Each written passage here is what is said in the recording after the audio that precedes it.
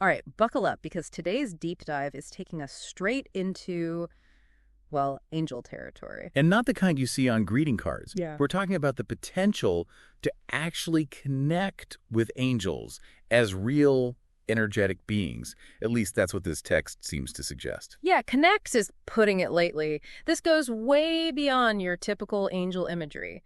This text frames angels as a resource, especially with all this talk about humanity shifting into fourth density. Right, fourth density. That's where things get really interesting. Okay, so full disclosure, when I hear fourth density, I'm picturing spaceships and teleportation. Help me out here. What exactly does this even mean? I hear you. It does sound a little science fiction-y. But the way this text explains it, it's less about physical travel and more about a sort of spiritual evolution. Basically, the line between the physical world and the unseen world, that veil, it gets thinner, see-through almost. Okay, getting thinner. So like we're all becoming more aware of the unseen. Precisely. And this fourth density, according to the text, it's like a level up for humanity, where connecting with angels becomes less of a rare phenomenon and more of almost an everyday possibility. Wow, okay, so less about angels strumming harps on clouds and more about us tapping into another dimension. Hold on, I need a minute to process this. It's a lot to take in, for sure. Yeah. And it really makes you think about the nature of reality itself. And speaking of angels, the text also challenges our usual image of them. They're not so much about wings and halos here. It's more about their energy, pure love, wisdom, and compassion. And the really interesting part is they're supposedly here to help humanity, especially during these times of change. Okay, so less heaven's gatekeepers and more like cosmic guidance counselors. Exactly.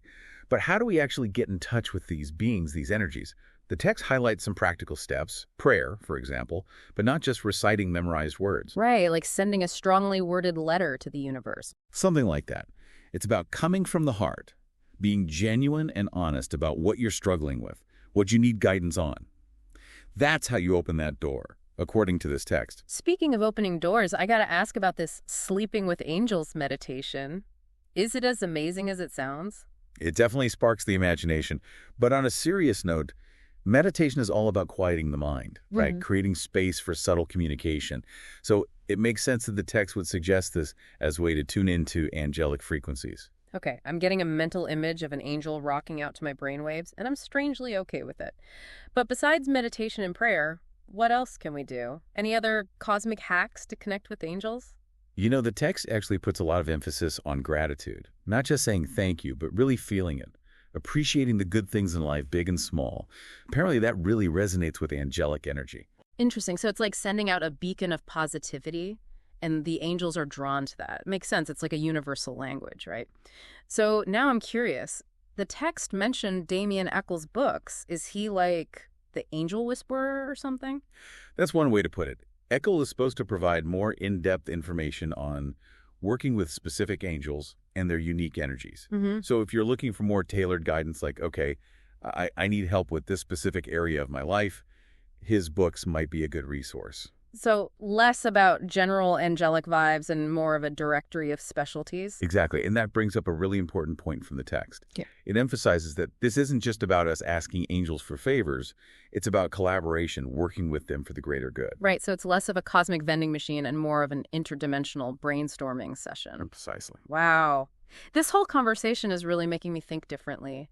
This fourth density, this potential for angelic support, it's like a whole new perspective on the world and our place in it. Absolutely. And even if you don't buy into every detail, it really challenges us to stretch our imaginations. Right. Oh, easy. Maybe there really is a whole network of unseen support out there just waiting for us to tap in. Yeah, that is something worth pondering. Thanks for taking this deep dive with me.